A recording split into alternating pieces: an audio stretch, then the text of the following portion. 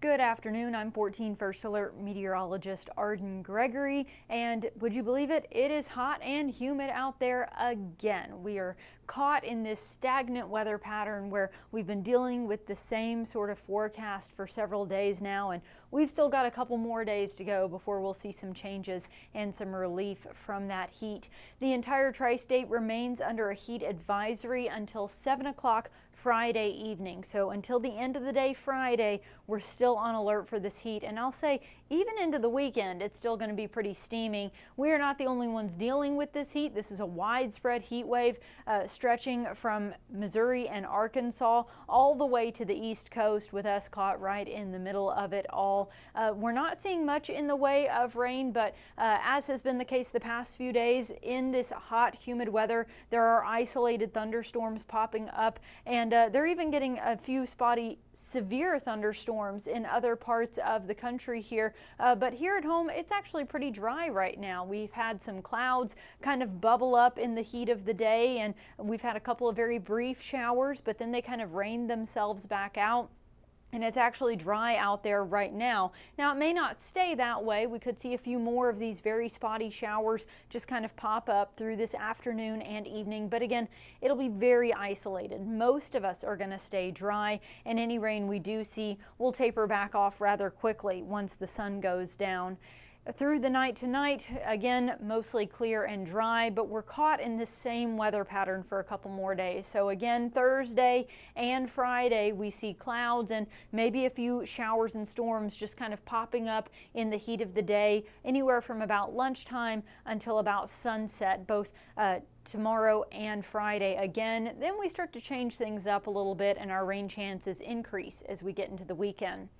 Right now, our temperatures are sitting in the mid-90s. It's 95 in Mount Carmel and Evansville, 94 in Owensboro and Madisonville. But when you factor in the humidity, it feels like we are well into the triple digits. We've got a heat index of 105 in Mount Carmel, 103 in Evansville and Madisonville. Owensboro feeling like 104, and we may still tack on a couple more degrees this afternoon before all is said and done, with those actual temperatures climbing into the mid to maybe even upper 90s, and the heat index values running nearly 10 degrees warmer than that. We will slowly fall back through the 90s and into the 80s this evening, then drop our way back through the 80s overnight. It's still going to be very warm and very muggy even through the overnight hours, with temperatures only dropping back into the mid 70s. Then tomorrow we run it back, another day of essentially the same forecast, mostly sunny, but we see those clouds and maybe a stray shower popping up in the afternoon. Hot and humid with highs in the mid 90s, but those heat index values still climbing well into the triple digits. Again, feeling like it's about 10 degrees warmer than it actually is, and that does put us up into that danger zone through the next 3 days, where there is this elevated risk of things like sunstroke, heat cramps, or heat exhaustion, and even heat stroke, which can be deadly, may even be possible. So definitely take that seriously.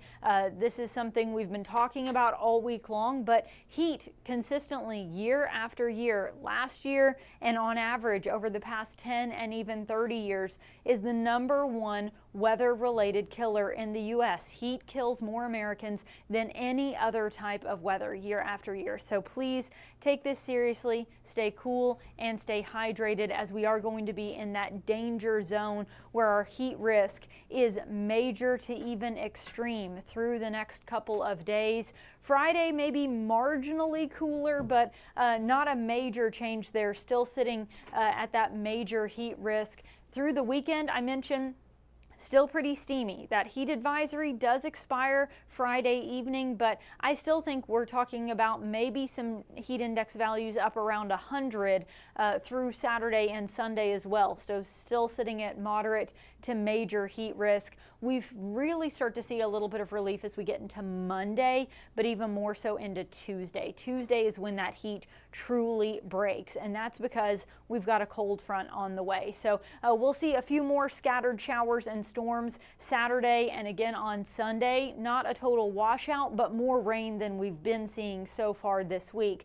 Monday is our best chance at rain. That's when that cold front will push in from the northwest, and as it collides with all the hot, humid air we have in place, that's going to force showers and thunderstorms to develop. We may see some very heavy rain and some lightning, but not expecting severe weather at this time.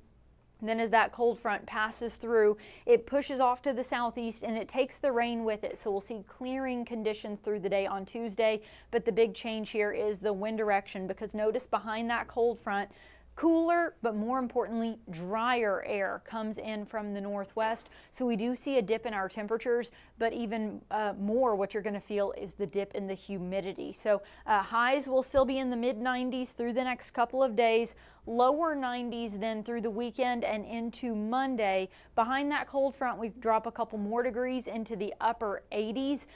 Again, still hot, but that's really the kind of hot we're supposed to be this time of year. We're about to move into July, so upper 80s is actually very typical for this time of year. The big change is that drop in the humidity means that the heat index won't be such a major problem, where right now it feels 10 degrees warmer than it actually is. We're not going to have that issue next week, and it looks like that cool down may stick around for a while. The extended outlook for July 3rd up through July 9th, which would then include Independence Day weekend, does show a trend back toward more typical summertime heat rather than the extreme and dangerous heat that we've been dealing with this week.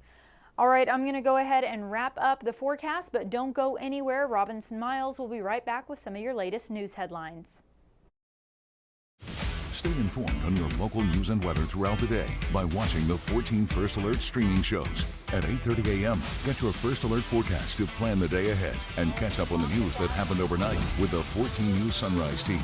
In the afternoon, get the latest headlines, forecasts, and a preview of the stories we're working on with the 14 First Alert streaming show at 2:30. And get an in-depth look at the 14 First Alert forecast so you're ready for the next big thing with the 14 First Alert weather show at 9 p.m. Watch the 14 First Alert streaming show that fits your schedule and works best for you. Streaming on your phone by downloading the 14 News app and the 14 First Alert weather app. On your smart TV by using the 14 News streaming app. And stream anytime on Facebook, YouTube, or on 14news.com. Stay connected and stay informed by watching the 14 First Alert streaming shows on your favorite streaming devices.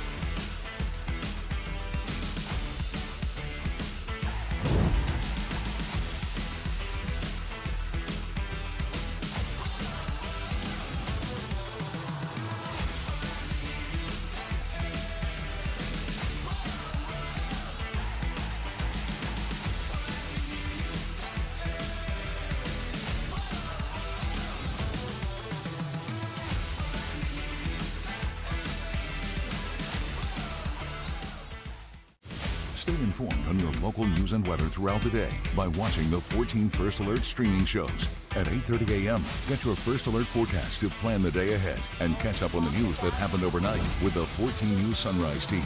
In the afternoon, live from 14 News, this is a 14 Digital News Desk update.